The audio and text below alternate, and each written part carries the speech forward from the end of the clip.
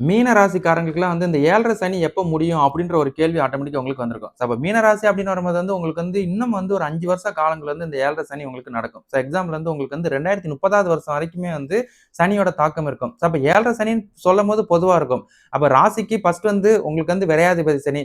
அதுக்கப்புறம் வந்து உங்களுக்கு ஜென்ம சனி, அதுக்கப்புறம் உங்களுக்கு பாத சனி அப்படின்னு வந்து உங்களுக்கு வந்து ஸ்ப்ளிட் பண்ணுவாரு. 2 2 வருஷம் வந்து உங்களுக்கு வந்து தனித்தனியா உங்களுக்கு சனிகள் நடக்கும். அப்ப கன்டினியூஸா வந்து உங்களுக்கு சனி 7:30 வருஷம் நடக்கிறதுனால தான் இத வந்து 7:30 சனி அப்படின்னு நம்ம சொல்லுவோம். அப்ப இதுல வந்து இந்த சனி வந்து எல்லாருக்கும் காமனா வேலை செய்யுமா? அப்படின்ற ஒரு கேள்வி உங்களுக்கு இருந்துட்டே இருக்கும். அப்ப அடுத்த ஒரு 5 வருஷம் உங்களுக்கு சனி வந்து உங்களுக்கு பயிற்சியை நடத்தினால் கூட, இதுல வந்து சிலருக்கு வந்து முதல் ரவுண்ட்ல சனி நடக்கும்.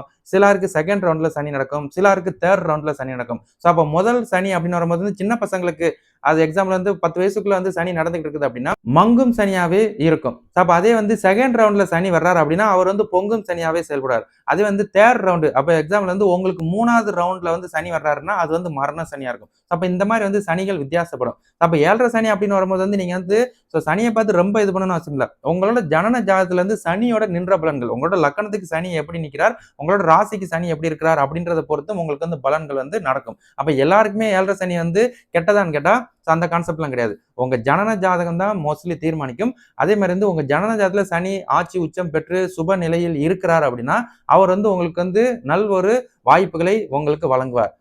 அவரு அதுவே வந்து அவர் வந்து நீசம் பெற்றோ, அகைன்ஸ்டாவோ நின்று அவர் வந்து சனி பயிற்சி நடத்தும்போது உங்களுக்கு வந்து அகைன்ஸ்டா இருக்கும். இத வந்து நீங்க இப்படிதான் பார்த்துக்கணும். காமனா வந்து 7:30 சனி நம்ம வந்து அந்த கான்செப்ட்ல போயிற முடியாது. சனிக்கே வந்து உங்களுக்கு வந்து சில காலகட்டங்கள் அந்த கான்செப்ட்ல இருக்கும். அப்ப சின்னவங்களுக்கு, மிடில் ஏஜ் பெரியவங்களுக்கு அந்த கான்செப்ட்ல உங்களுக்கு வரும். அதுல வீட்ல வந்து 1 டூ 2, 3, 4ன்னு 4 பேத்துக்கு 3 பேத்துக்கு 2 பேத்துக்கு சனி இருந்தாலும் குழப்பம் இருக்கும் அப்படின்றத நான் ஞாபகப்படுத்திக்கிறேன். சரிங்களா?